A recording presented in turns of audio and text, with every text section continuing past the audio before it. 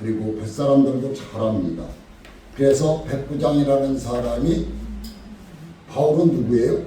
하나님을 믿는, 지금으로 말하면 저와 이 자리에 있는 사람입니다.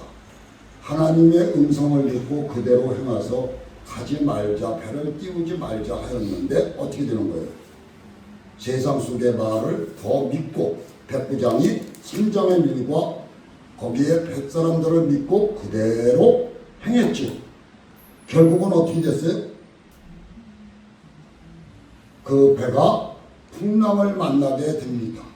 그래서 모든 곡물들을 싣고 로마로 가던 길이었습니다. 어떻습니까?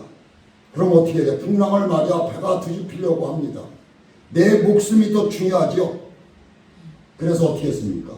성령은 모든 짐을 바다에다 집어 던집니다. 보물이고 뭐고. 왜? 뭐 때문에? 내가 살아 있어야 되고 내가 죽으면 그거 아무 소용도 없는 거예요. 그렇죠? 맞습니까? 틀립니까?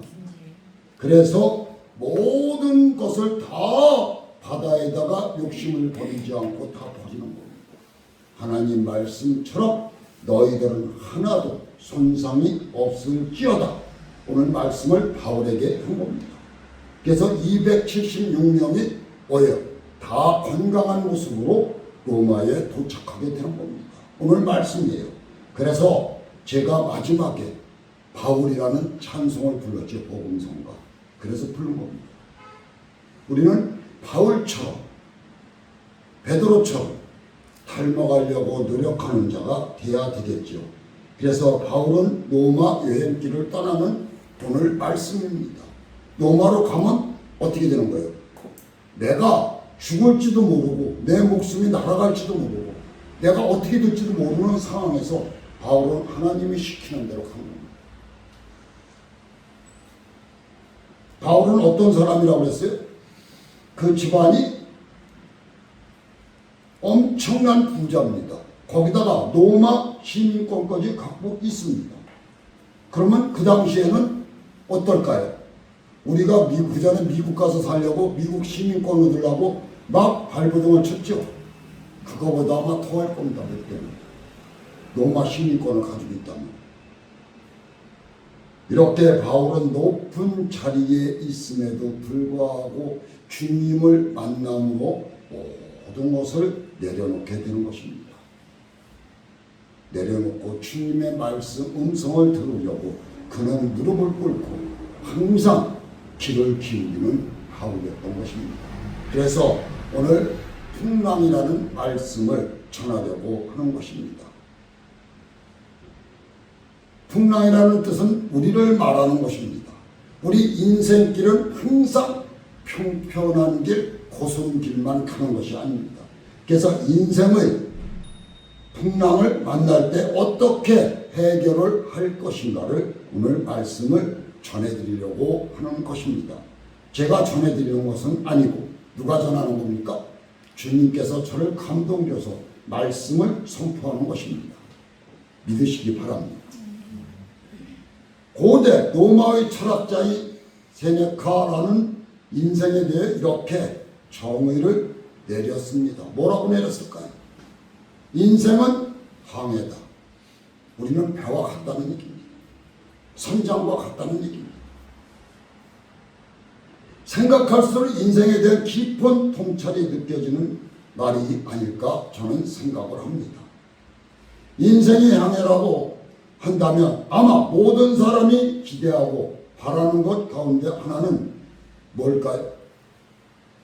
손풍에 덧달고 출발하는 거지. 원하는 목적지까지 향해 순탄하게 항해하는 것을 말을 하고 있습니다. 성도 여러분, 우리도 이 세상에 태어나서 순탄한 길을 밟으면서 순탄하게 가기를 원하고 있습니다. 내 생각대로, 내 지혜대로 앞으로 전진할 수 있도록 가기를 원하고 있습니다. 그런데 그렇게 됩니까? 내 생각과 내 지혜와 모든 것을 다 동원해서 가더라도 넘어지고 자빠지고 또 실족당하고 빠지고, 그렇죠? 우리 산에도 올라가면 어떨까요? 올라가다 보면 힘이 들고 그러면 쉬었다 올라가고 어떤 사람은 힘이 넘쳐서 젊은 사람들은 뛰어 올라갑니다. 그렇죠? 그럼 한번 생각해 보십시오. 우리가 뭐라 그럽니까? 대부분이 우리 남자들 잘하는 거 아니죠? 아가씨가 이쁜 아가씨가 가면 만났을 때 얘기하면 뭐라 그럽니까? 내가 10년만 젊었으면 그 얘기 잘하죠. 그렇습니다. 젊었을 때는 어때요? 산에 올라갔을 때도 막 탁탁 가서 뛰어 올라가지 않습니까?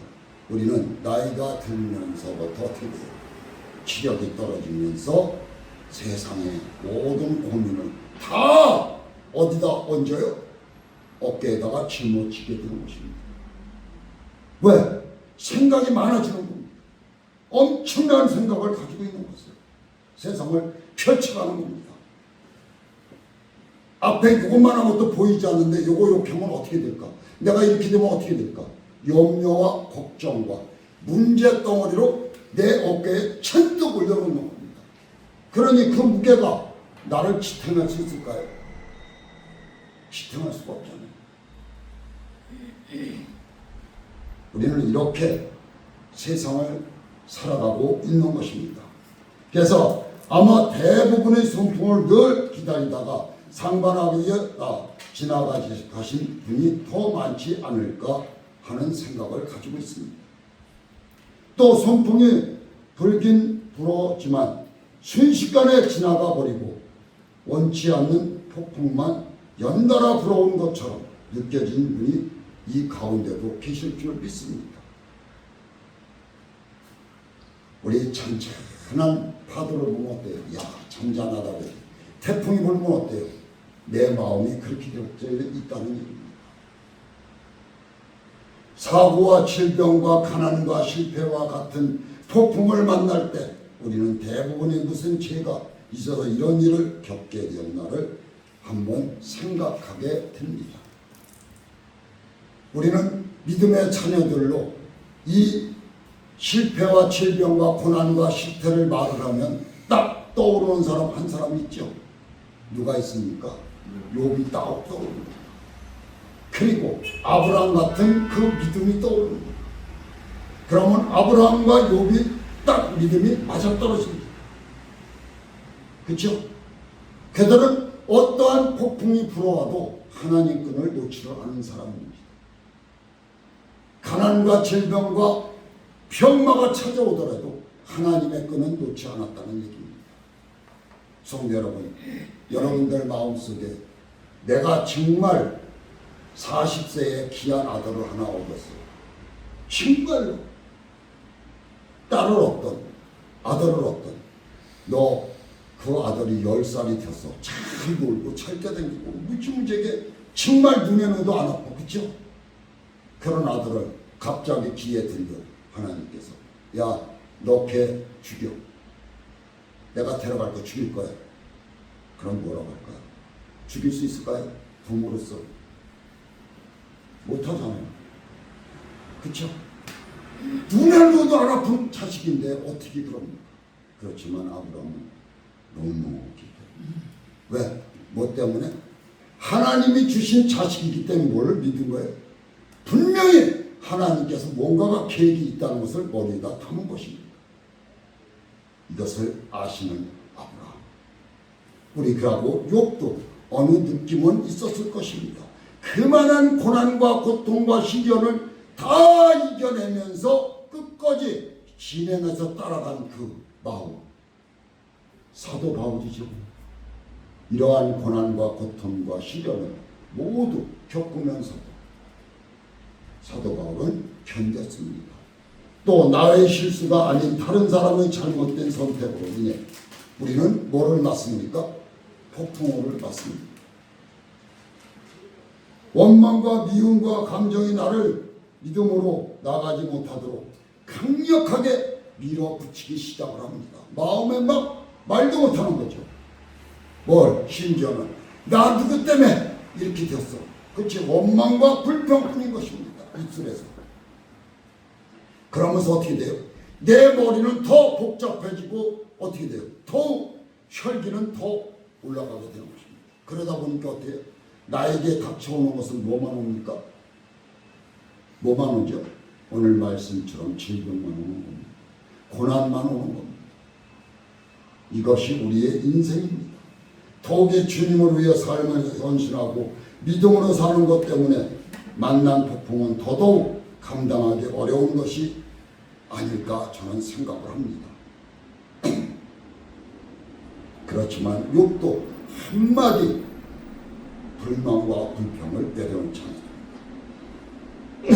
사도 바울도 마찬가지입니다.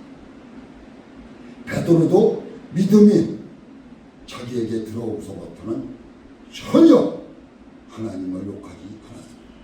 내려놓지를 않았습니다. 어떠한 경우가 와도 옥에 갇혔을 때도 하나님을 버리지 않았다는 것입니다.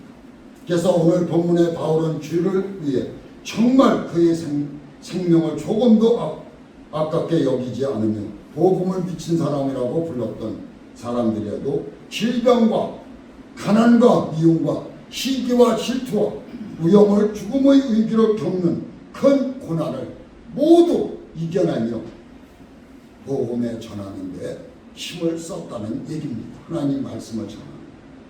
그래서 그가 3차 걸친 전도 여행을 했지요. 전도 여행의 거리를 다 합하면 무려 얼마를 걸었을까요? 지금같이 차로 했을까요? 얼마를 걸었을까요? 사도가. 우리 한 정재근 집사님이 거루지게 몇 분을 건다고 했죠? 하루에? 신집사도 10,000분을 건다고 했죠. 그렇습니다. 그러면 거기다가 더하기 10,000을 하면 얼마예요? 20,000km를 걸었다는 것입니다. 20,000km. 보가 아니라 발로 거는 것이 아니라 20,000km를 걸어서 전도 여행을 했다는 얘기입니다. 입이 벌어지죠. 이렇게 열심히 사울은 했다는 얘기입니다. 내 몸은 아끼지 않았다는 얘기입니다. 어려운 일 모든 것을 다 뒤로 버렸다는 얘기입니다. 오직 주님의 말씀에 올인한 것입니다. 그래서 고린도 후서 11장에 소개하고 있는데요. 바울이 복음 때마다 당한 고난의 크기를 상상하며 한번 들어 읽어보시기 바랍니다. 누가? 고린도 후서 11장 23절 한번 읽어보시기 바랍니다. 고린도 후서 11장 23절 27절까지인데 한번 읽어보십시오. 저희가 그리스도의 일뿐이냐 정신없는 말을 하거니와 나도 더욱 그러하도다. 내가 수고를 넘치도록 하고 옥에 갇히기도 더 많이 하고 매도 수없이 맞고 여러 번 죽을 뻔하였으니 유대인들에게 40에 하나 4만 매를 5번 맞았으며 매번 3번 태장으로 맞고 1번 돌로 맞고 3번 파선하는데 일주야를 기품에서 지냈으며 여러 번 여행에 강의 위험과 강도의 위험과 동족의 위험과 이방인의 위험과 시내의 위험과 광야의 위험과 바다의 위험과 거짓 형제 중에 위험을 당하고 또 수고하며 애쓰고 여러 번 자지 못하고 줄이며 목마르고 여러 번 굶고 춥고 헐벗었노라. 이 외의 일은 고사하고 오히려 날마다 내 속에 눌리는 일이 있으니 곧 모든 교회를 위하여 염려하는 것이라. 누가 약하면 내가 약하지 아니하며 누가 실족하게 되면 내가 애타하지 않거냐. 내가 부득불 자랑할진대 나의 약한 것을 자랑하리라. 아멘. 그래서 바울은 사실 인생의 꽃길을 걷던 사람이었죠. 지금 읽으셨죠? 이 사람은 꽃길만 걸어온 사람이에요. 그러고 예수 믿는 사람들만 쫓았습니다. 그런데 이러한 고난을 받으면서도 복음 전하는데 온 정신을 다 누구를 위해서?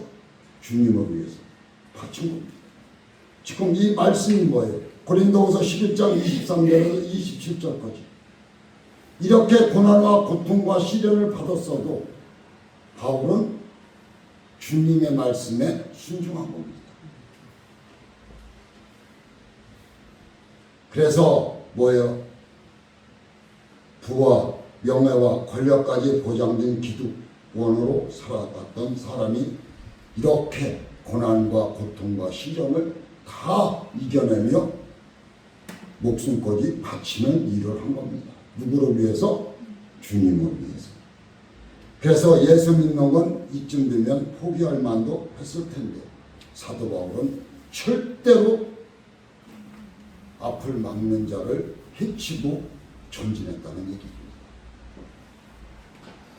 그러니까 뭐예요? 우리가 말하는 포기는 없다. 사도 바울은 이렇게 말한 겁니다. 제 자신에게 말하는 겁니다. 나는 포기가 없다. 이걸 말한 겁니다. 죽을 때까지 사명의 길을 가겠노라 한 것입니다.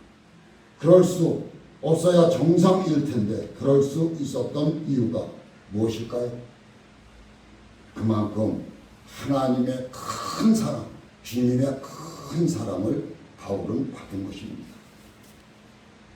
그만큼 받은 하나님의 은혜가 컸기 때문에, 주님의 은혜가 컸기 때문에 그는 주님 복음 전하는데 온 힘을 다한 겁니다. 하나님의 사랑에 비하면 고통과 고난의 크기가 여전히 작았다는 것입니다. 하나님의 은혜에 비하면 어떤 고난도 은혜를 포기할 만큼 크게 다가오지 않았다고 것이 드러나지 않고 있습니다. 그러기에 이제 그만하면 됐다는 생각을 하지 말고 한 걸음이라도 더 걸어서 한 사람이라도 더 만나서 나는 주님의 말씀의 복음을 전해야 되겠다는 신념 하나밖에 없었던 바울입니다. 그래서 죽기까지 하나님 말씀을 전한 겁니다. 바울은 인생에 찾아오는 폭풍으로 인해 그의 믿음이 꺾여기로도 오히려 더욱 단단해진, 매를 맞으면 맞을수록 그는 더 강해졌다는 얘기입니다. 옥에다 가뒀더니 어떻게 됐어요? 옥문이 열렸다고 했습니다. 찬송을 불렀고, 그렇죠? 폭풍을 만날 때마다 그는 더 강해졌다는 얘기입니다. 자신 안에 있는 믿음이 얼마나 생명력 있고 능력 있는 것인지를 오늘 여기서 증명하고 있는 것입니다. 괴로운 말들을 갖기 때문이죠. 인생에 찾아온 폭풍을 믿음으로 보아야 할 때를 여길 줄 알았던 바울은 모습을 통해서 오늘 우리에게 말씀하시는 주님의 음성을 들을 수 있게 되시기를 축복하는 바입니다. 오늘 말씀을 통해 인생의 폭풍을 만날 때 하나님을 향해 보여야 할 믿음 세 가지를 한번 전해드리려고 합니다. 첫째로 폭풍을 통해 하나님은 우리를 뭐를 하는 거예요? 우리를 어떻게 하려고 우리에게 폭풍을 주시는 거예요? 고난을 주시는 거예요? 예? 낮아지기 위해서, 우리를 낮추기 위해서 하나님을 만날 기회를 바꿔주심을 믿어야 한다는 것입니다. 낮아졌을 때 주님의 음성이 들린다는 얘기입니다. 그래서 오늘 276명을 태운 배가 유라굴로라는 폭풍을 만나게 된 결정적인 이유는 누구예요? 백부장 말에, 백부장이 그 선장들의 말만 들었다는 얘기입니다. 아까 제가 설교하기 전에 말씀드렸죠. 인간의 말을 더 귀를 기울인 것입니다. 천주 말을 바울의 말보다 더 믿었던 것이죠. 잘못된 선택을 했기 때문입니다. 그 잘못된 선택을 하게 된 이유를 크게 두 가지로 단어로 요약할 수 있는데, 하나는 11절 여기 더 믿었다고 나옵니다. 성경으로는 유라골로라는 말은 뭘까요? 이 말은 합성하여 곧 동풍을 뜻하는 말이랍니다. 헬라어. 그리고 유로스와 북풍을 뜻하는 라틴 말입니다. 그리고 아폴로가 합쳐진 곳, 이것은 소아시아에 있는 이다 산에서부터 불어오는 북동풍을 말하고 있는 것을 뭘로? 유라골로라고 말을 하고 있습니다. 이 성경에서 말하는 것이.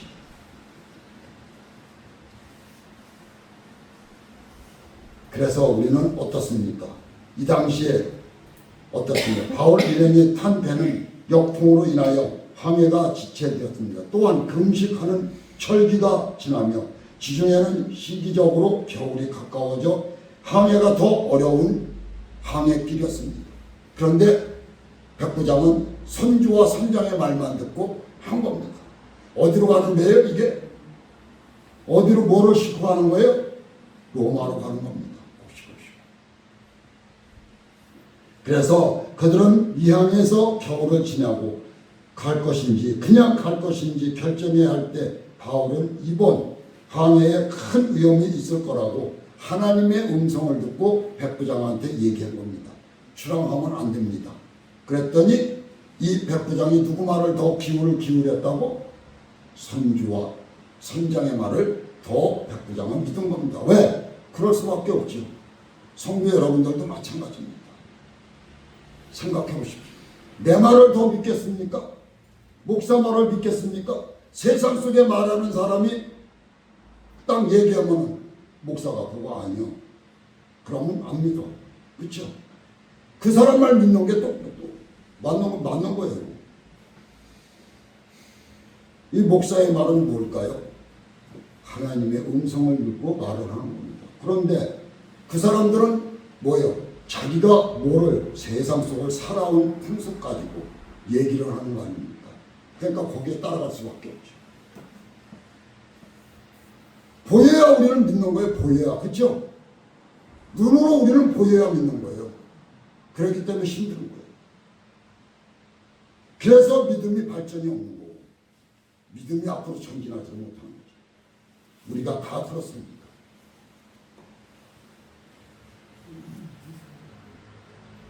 우리 어떻습니까 요새? 많은 사람들이 어떻습니까? 여름이 돌아오니까 어때요? 이 세상이 천지가 뭐가 핍니까? 이게 피죠.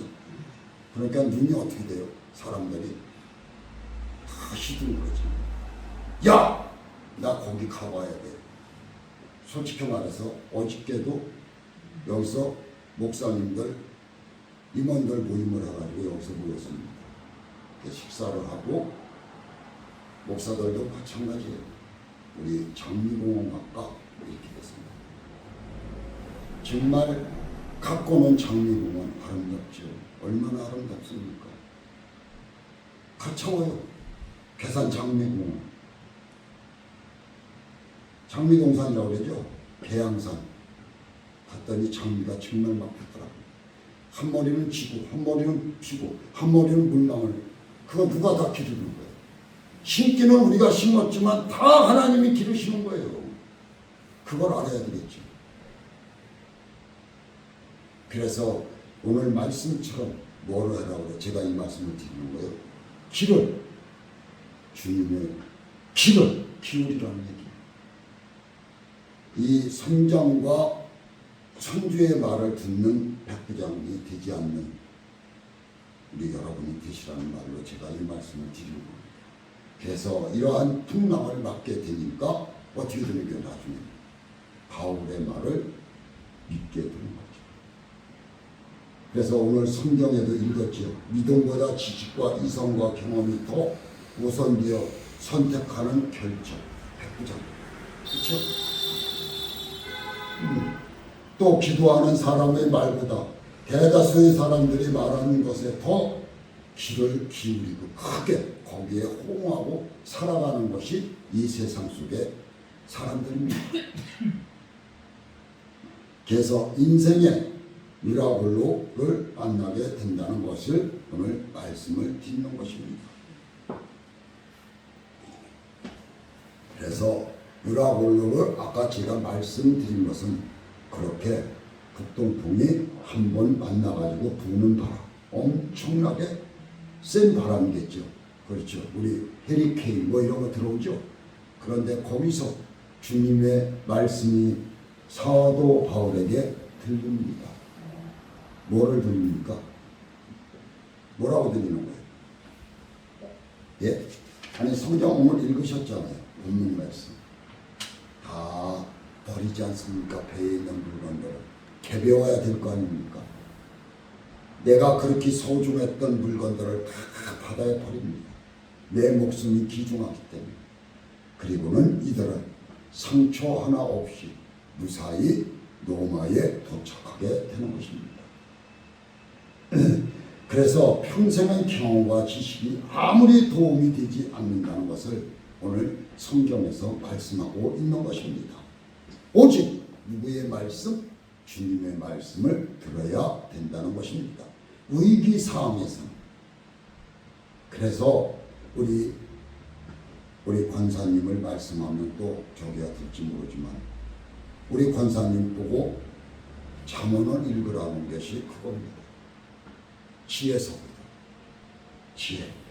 그래서 배를 움직여 원하는 방향으로 갈 수 없고 그냥 떠밀려 가게 되면서 선장은 더 이상 뭐가 되는 거예요? 배의 선장이 아닙니다. 왜? 배는 폭풍에 의해서 떠내려가고 있는 거예요. 그 선장이 어떻게 할 수가 없는 거예요. 그럼 선장이 필요가 없는 거예요. 누가 운행하는 거예요? 주님이 운행하는 거예요. 하나님. 그래서 이 배의 진짜 선장이 누가 되는 거예요? 하나님이 되는 겁니다. 그래서 하나님께서 보여주고 있는 겁니다.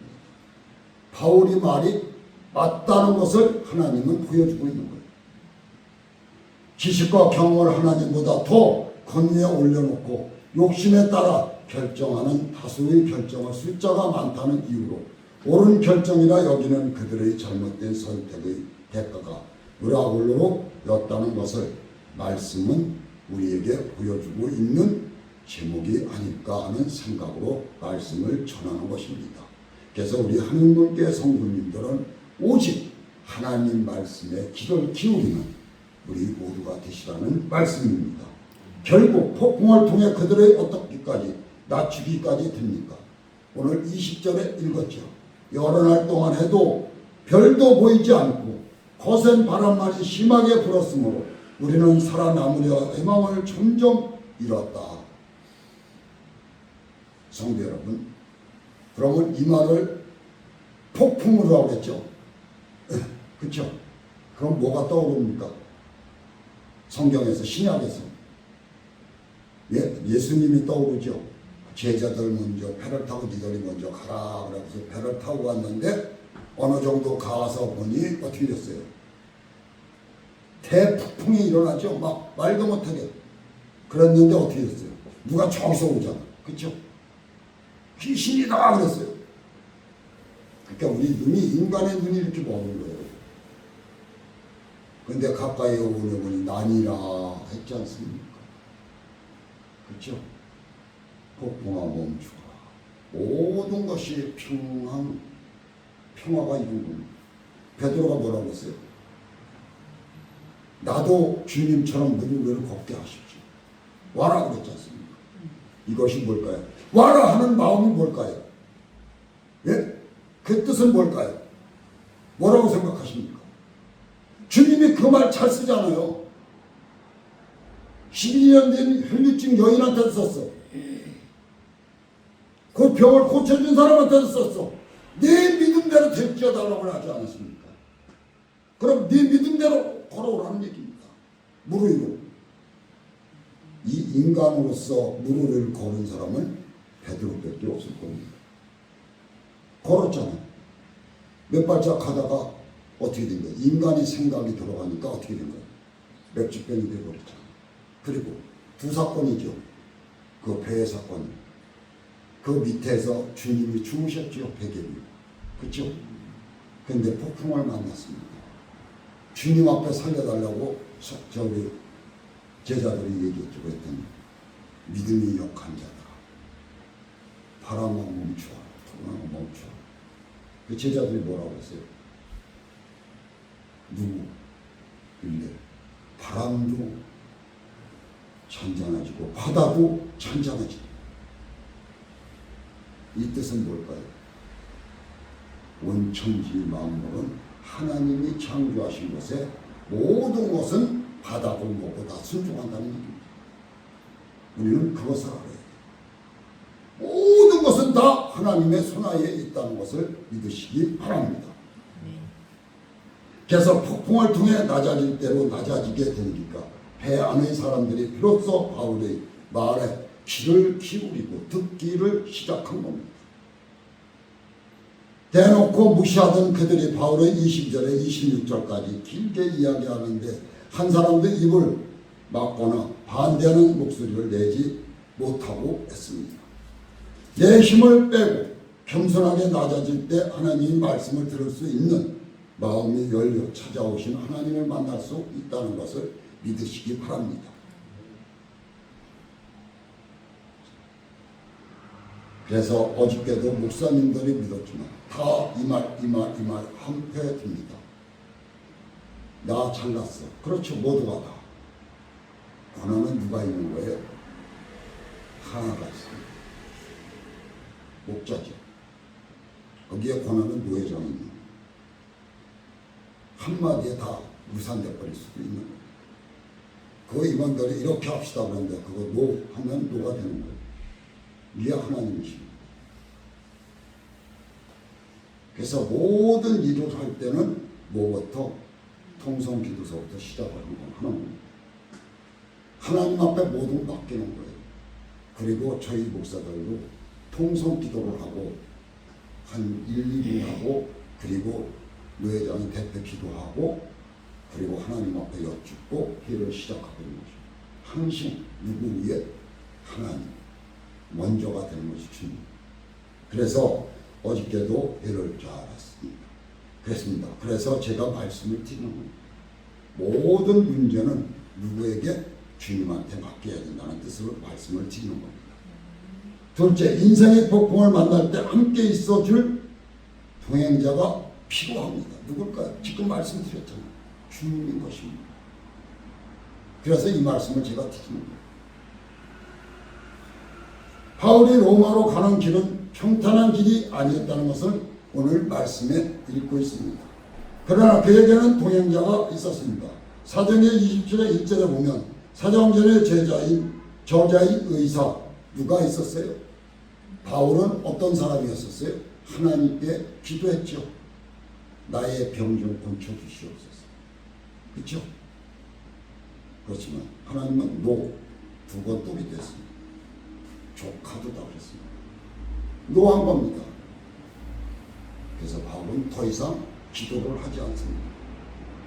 그랬더니 하나님이 누구를 붙여주셨어요? 우리 누가복음 있죠? 누가 의사입니다. 의사를 붙여준 겁니다.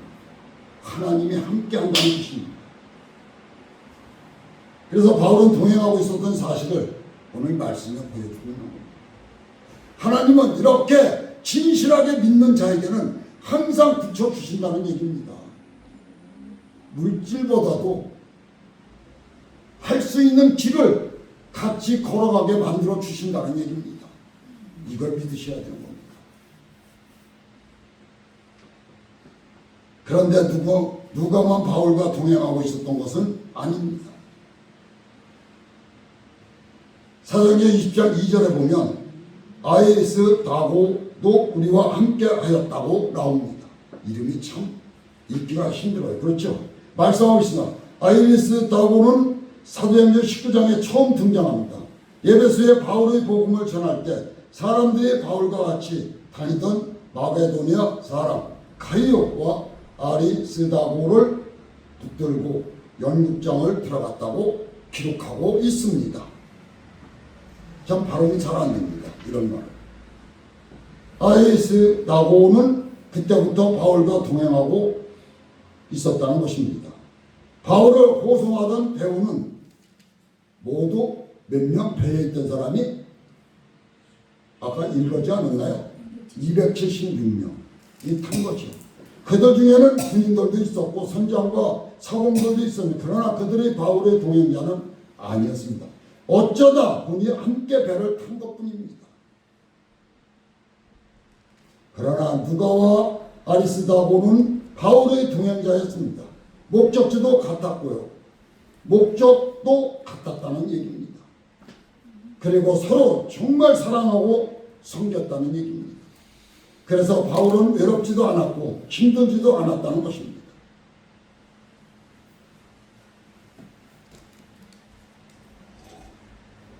성도 여러분, 내가 혼자인 것 같이 보이죠. 그렇죠? 그런데 어떻게 보다 보니 옆에 동행자가 있구나. 이것을 느낄 것입니다. 그리고 제가 잘못된 말인지는 몰라도 막 퍼붓고 욕을 하다도 어떻게 돼요? 그 사람을 위해서 일을 하는 것이 하나님 역사가 되는 겁니다.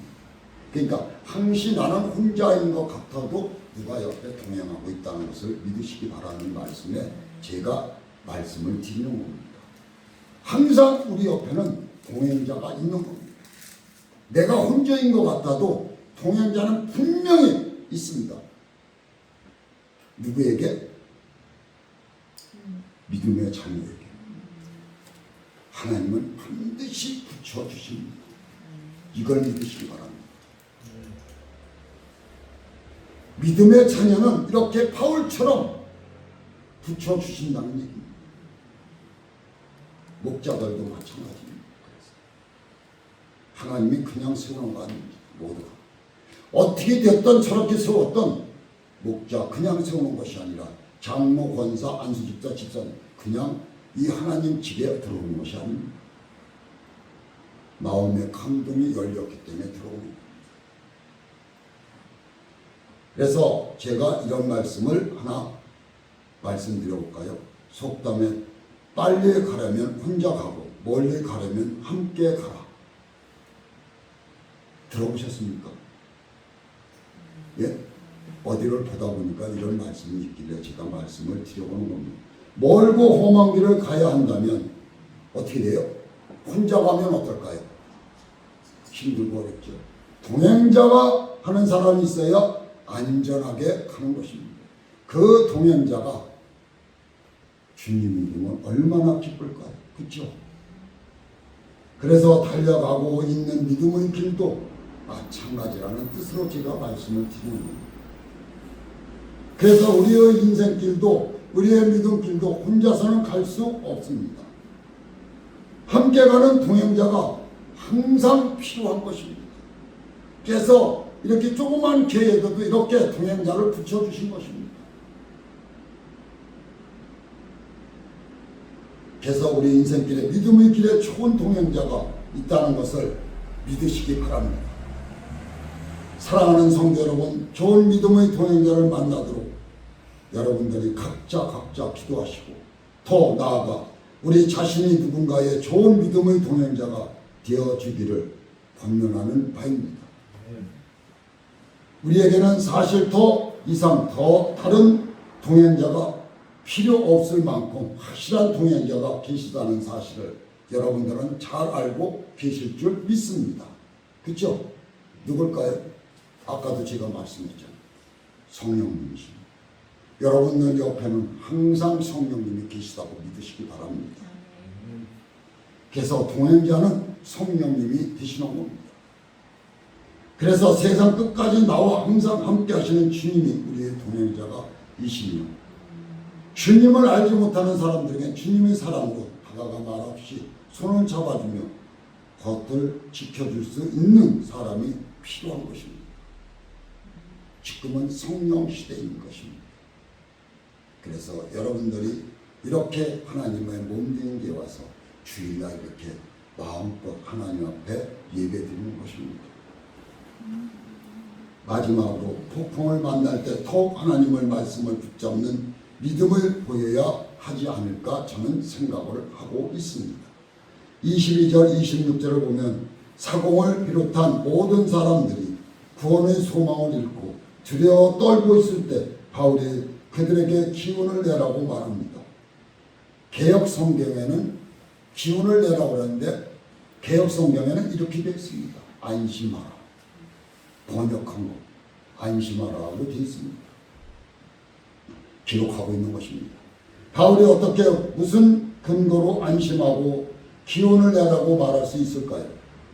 이 276명에게 이렇게 말할 수 있는 입에서 뱉어낼 수 있는 말일까요? 이도 죽으면 어떻게 하려고 자기가 뱉어내요? 그렇죠? 아까 말씀드렸죠. 성경에 하나님의 음성을 들었죠. 그렇기 때문에 당당하게 말씀한 겁니다. 하나님이 그에게 나타나셔서 하신 말씀을 들었기 때문에 그는 말씀을 한 겁니다.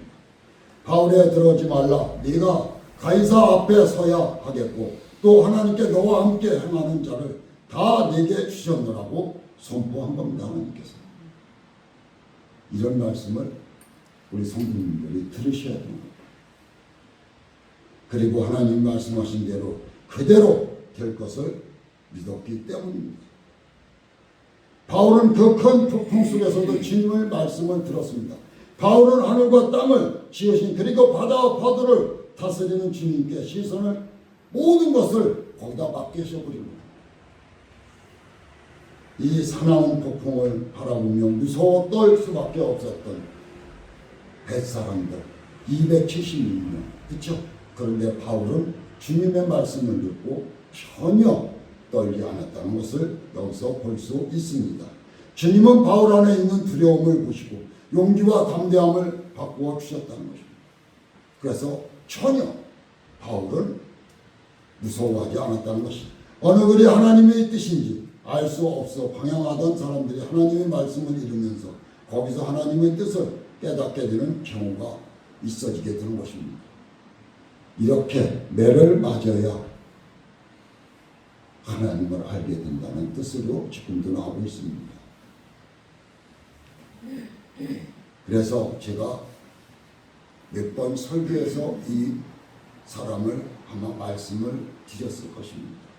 믿음의 자녀들은 웬만하면 다 아실 것입니다. 어거스틴 아시죠? 어거스틴이라는 사람은 이 사람이 믿기 전에는 어디를 다녔을까? 마니교도 마니교 천지 불교도 모이고 모든 것이 다 방황하는 데를 다녔던 것입니다. 신앙을 가미하여 만든 자연 종교의 하나를 말씀드리고 있는 것입니다. 미유교라는 것은. 그래서 어거스틴이 이야기는 그는 젊은 나이에 마니교에서 생활하면서 육신을 따라 살았고 세상의 인기와 육신을 향락을 위해 살았다는 것입니다. 그의 어머니 모니카는 눈물로 아들을 위해 기도했다는 것입니다. 성도 여러분, 어머니는 자식이 돌아올 것을 믿고 기도하는 것입니다. 하다가 안 되는 것이 아니라 어머니는 끝까지 기도하는 겁니다. 될 때까지, 내 목숨이 이룰 때까지 기도하는 것입니다. 어거스틴은 마음이 안정도 평안도 없이 살아가다가 하루는 어디선가 들어오는 음성이 있었다는 얘기입니다. 들려오는 음성. 그 책을 펴 읽어라. 이 음성을 듣는 순간 앞에 있던 성경을 펴떴더니 딱 펼쳤으니 어딜까요? 예? 누가 한번 찾아서 읽어보실래요? 로마서 13장 12절에서 14절까지 한번 읽어보십시오. 시간이 지나도 괜찮습니다. 13장 12절 14절 로마서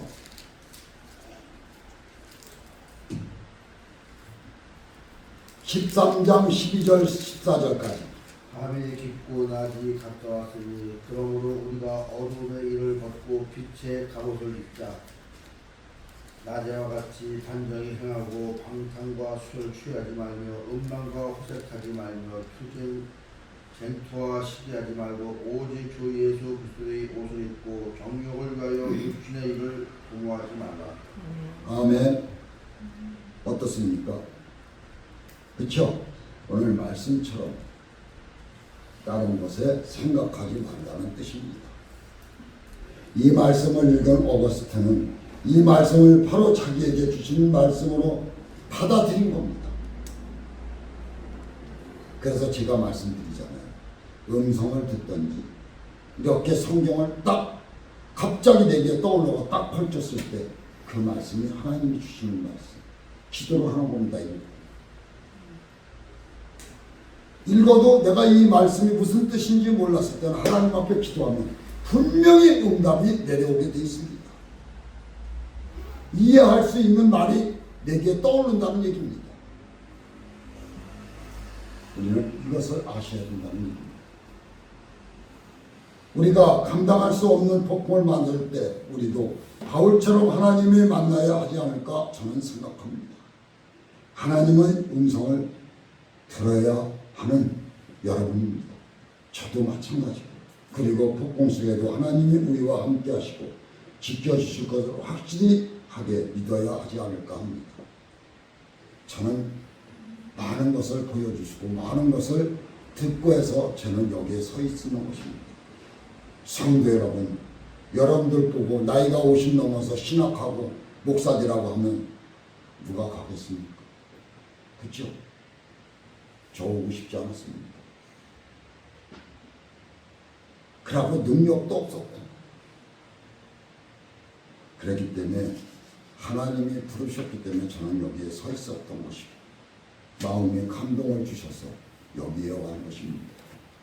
성도 여러분, 여러분들의 음성을 듣고 하나님 말씀을 읽다가 내 가슴이 뜨거워질지, 그때는 성령이 임하는 겁니다.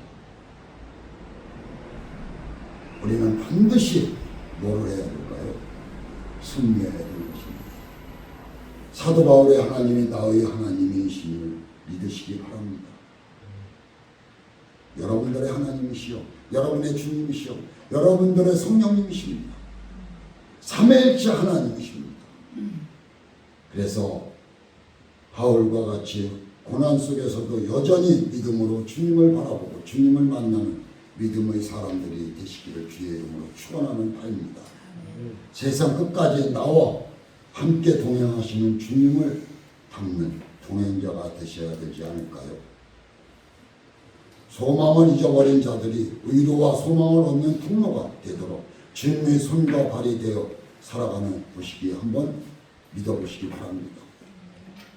폭풍 속에서도 하나님의 음성에 귀 기울이며 말씀을 붙잡고 믿음으로 반드시 승리하게 되는 모든 성도가 되시기를 예수 그리스도의 이름으로 기도합니다.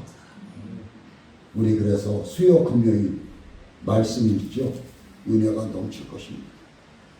말씀에 뿌리가 있고 내게 응답이 있을 것을 저는 확신합니다.